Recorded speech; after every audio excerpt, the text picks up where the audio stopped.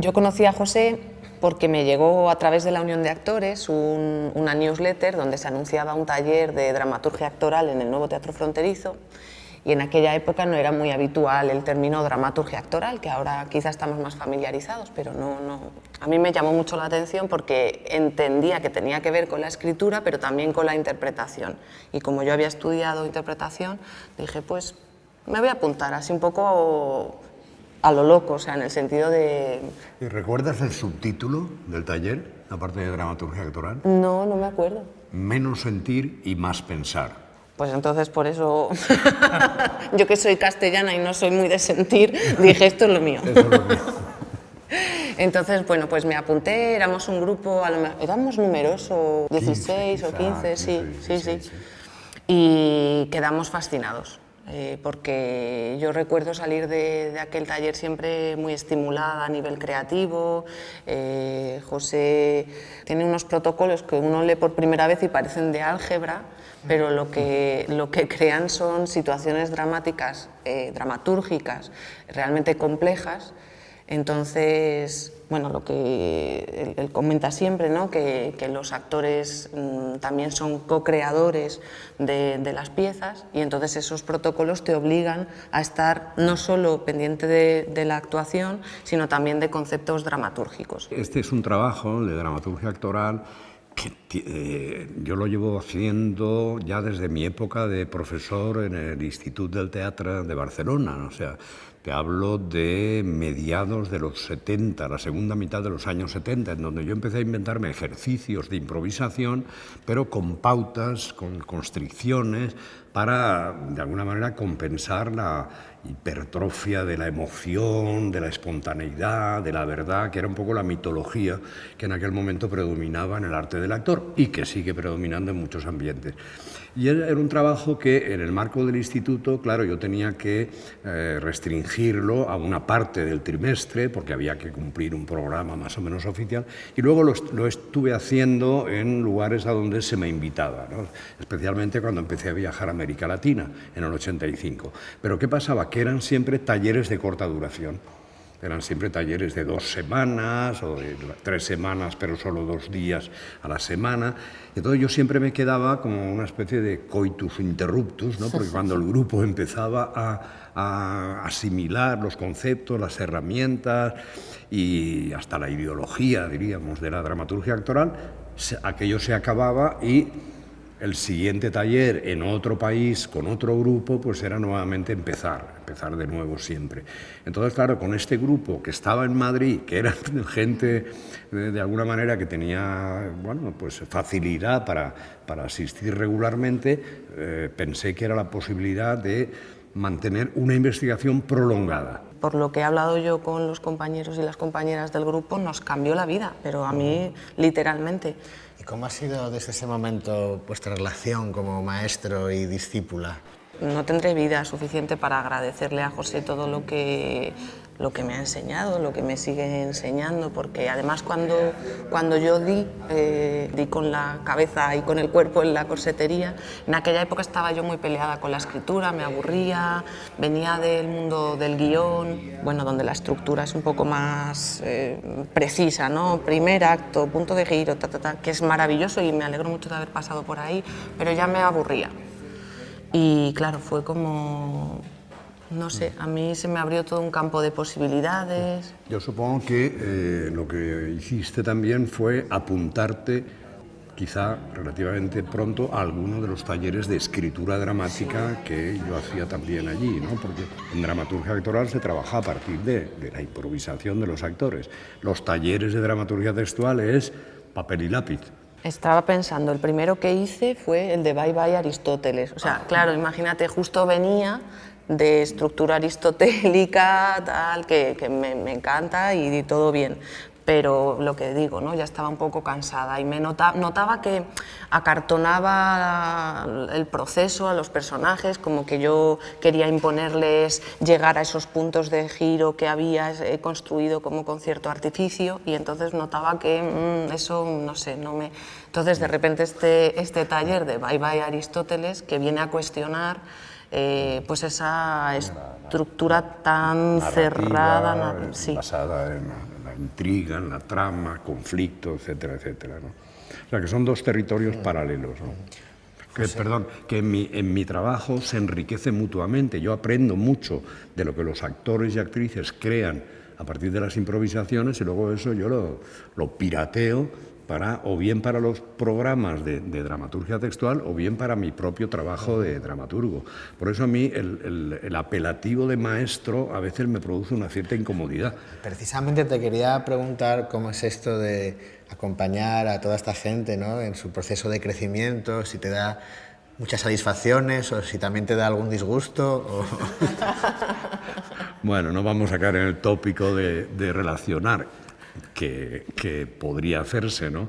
La pedagogía con la paternidad o la maternidad, pero sí que hay analogías, ¿no?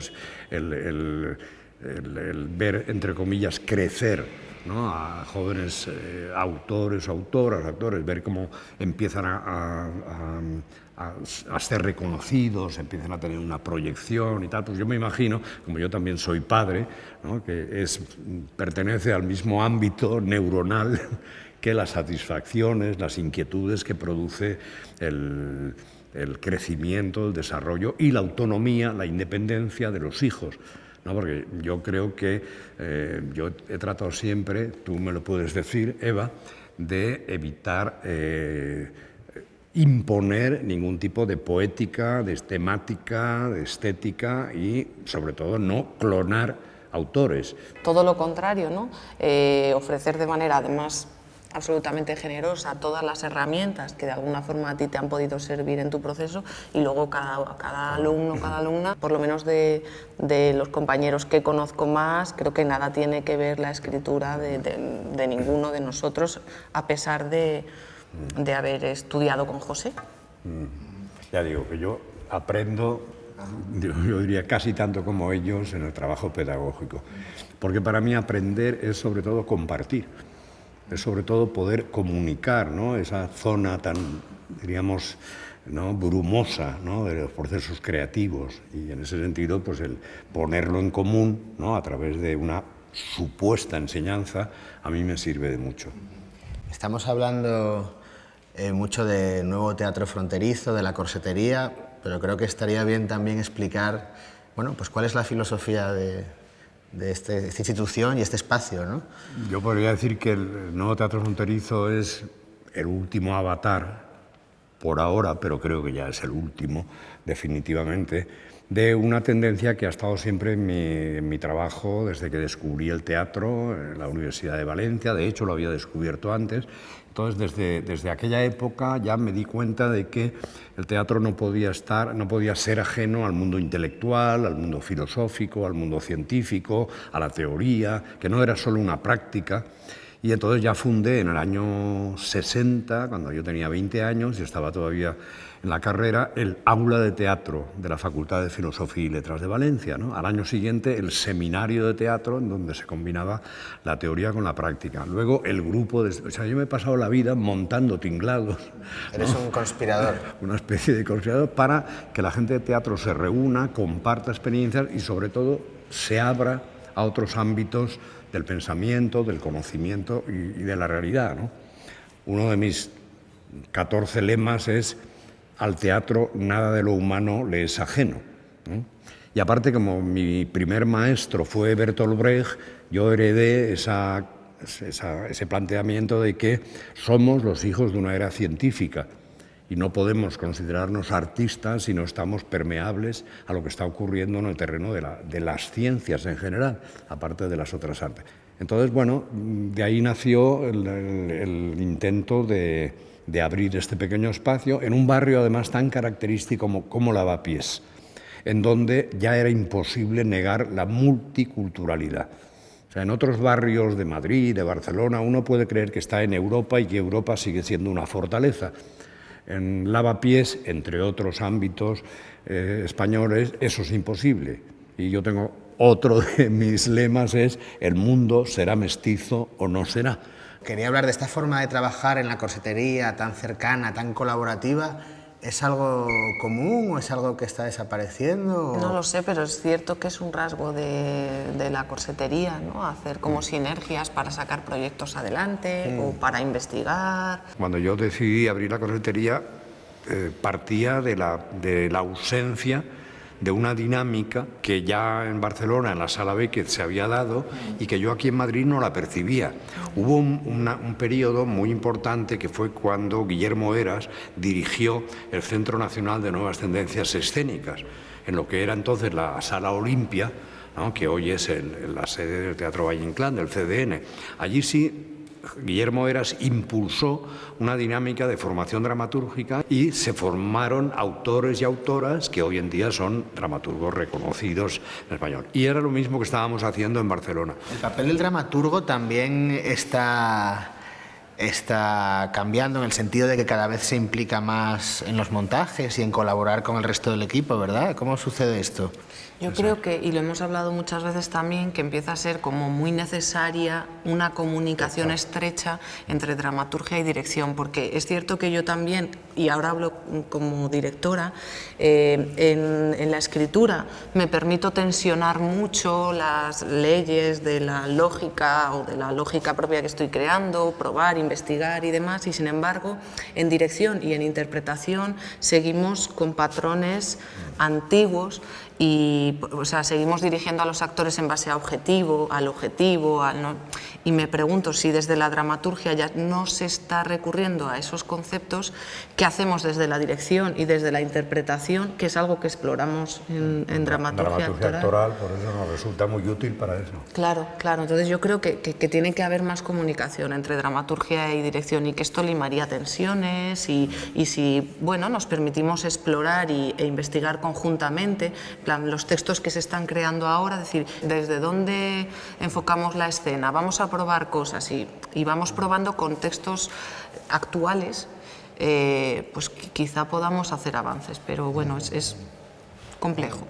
Otro tema que quería tocar y que ya ha asomado alguna vez es la relación de la dramaturgia con la narrativa, con la literatura, hasta qué punto un texto dramatúrgico es literatura pura y dura o se puede modificar. Sí, bueno, ese es un tema que ha sido objeto de debate y yo diría que incluso de polémica y yo diría que incluso de batalla, ¿no?, entre gente de teatro, fundamentalmente directores y directoras, que consideran que el teatro es fundamentalmente espectáculo, acción física, intersección de artes, de la imagen, del sonido, del movimiento, y los que consideran que el teatro es fundamentalmente palabra, fundamentalmente literatura, fundamentalmente texto. Esta polémica en realidad se inicia de un modo fuerte a principios del siglo XX, pero no voy a hacer historia. Lo que quiero decir es que hoy por hoy sigue existiendo una tensión, un conflicto entre determinados directores y determinados autores por lo que podríamos llamar la autoría o la autoridad del espectáculo. Por lo tanto, yo entonces recurro a la física cuántica para solventar esa especie de dicotomía y digo, bueno, si la física cuántica nos dice que la luz es onda y es partícula, dos realidades aparentemente incompatibles, podemos aceptar que el teatro es literatura y es espectáculo, y librémonos del pensamiento dicotómico. Y esa dicotomía, mejor dicho, esa dualidad ha sido justamente un factor de fertilización, ¿no?, porque la literatura, y sobre todo en mi caso concreto, la proximidad con la narrativa me ha servido para complejizar el trabajo textual, para darle al texto esa envidiable libertad que ha tenido la narrativa durante siglos, ¿no?, y desde el punto de vista de la puesta en escena me ha servido para tener en cuenta parámetros estructurales, formales, que vienen de mis estudios literarios, pero que se pueden traducir perfectamente, por ejemplo, en la dramaturgia actoral. Entonces, que en mi caso concreto me llevo perfectamente bien con esa dualidad de teatro-espectáculo, teatro-literatura, ¿no? El texto teatral, por ejemplo, Eva, ¿es un punto de partida de que se puede modificar o es algo sagrado que tiene que permanecer? ¿Cómo lo ves tú? Pues esta es otra de las polémicas también. Qué bueno. Para mí no es sagrado, pero yo, como suelo dirigir mis textos, pues es cierto que los modifico en función de los recursos que tenga, en función de lo que veo en lo que le sucede a los cuerpos de los actores. No tengo problema en cortarlo, no, para mí es un material vivo. ¿Tú qué opinas, José? Yo, en cambio, he sido muy rígido en eso. Te presumo de no tocar una línea, no cambiar una frase una vez doy por terminado el texto, que a veces puede tardar mucho, ni siquiera en los ensayos. Hasta este montaje que estoy haciendo ahora, a lo mejor ahora pienso que es por influencia perversa tuya, ¿entiendes? Porque es la primera vez que he decidido cambiar una parte importante y sustancial del final. O sea, a lo mejor estoy ahora empezando a sospechar eso, que a lo mejor me han llegado efluvios de Eva, ondas, ¿no? El montaje del que habláis es... El lugar donde rezan las putas. Esto es un golpe de Estado. Pues yo lo llamo un golpe de timón. ¿De timón? ¿El teatro español es conservador? Yo diría que en general el sistema teatral, es decir, el dispositivo sobre el que se instala el teatro como arte, sí que es conservador, porque estamos en un sistema capitalista y el capitalismo es, por naturaleza, conservador, innovador, que es una paradoja, pero que lo define, ¿no? Es innovar para conservar, ¿no? O sea, producir microcambios absolutamente insignificantes para que nada cambie. Pero, en cambio, el teatro que se escribe, el teatro que se intenta hacer a veces en los resquicios del sistema teatral, para mí no es conservador, es mixto, como cualquier otra actividad artística. Hay obras conservadoras, pero hay mucho teatro que se hace preguntas incómodas, ¿no? Tú estás más en contacto quizá con tus compañeros de generación y en eso puedes hablar. Yo creo que ella tiene más que decir de esto. Sí, yo creo que sí que hay una pretensión de hablar sobre el presente y creo que gente próxima de escribir para tratar de comprender algo y para tratar de una cosa que dices tú mucho, ¿no? De a través de ir al teatro o leer textos teatrales, conocer y conocernos también y reconocernos.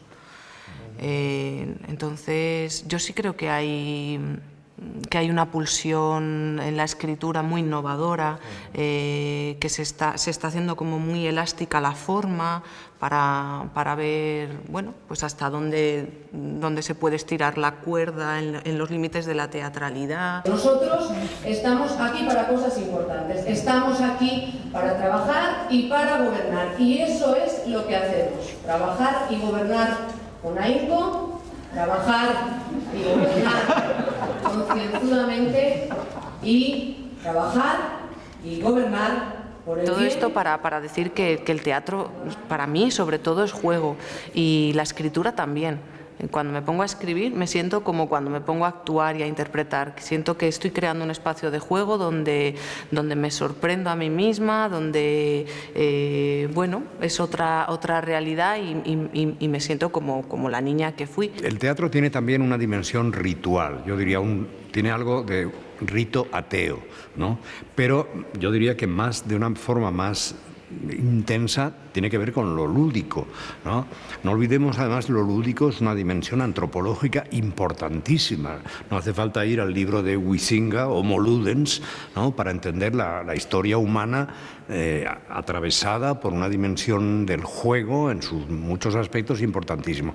Y yo me he negado siempre a considerar el trabajo teatral como un lugar para sufrir, un lugar para hacer psicodrama sin título psicoterapéutico, ¿no? Para descargar pulsiones reprimidas. No, para mí el juego es algo tan digno, tan noble, que debe fecundar el trabajo creativo, ¿no? Y que el arte tiene que ver con el goce y no con el sufrimiento, ¿no? Entonces, ya para el sufrimiento ya está eso que llamamos la vida, que a veces es muy dura, ¿no? ¿Qué va a pasar en la corsetería de aquí en adelante, José? No me he traído la bola, no me he traído la bola, es difícil. Seguir poniendo en marcha proyectos como los últimos que hemos hecho de algo que podemos llamar dramaturgias inducidas.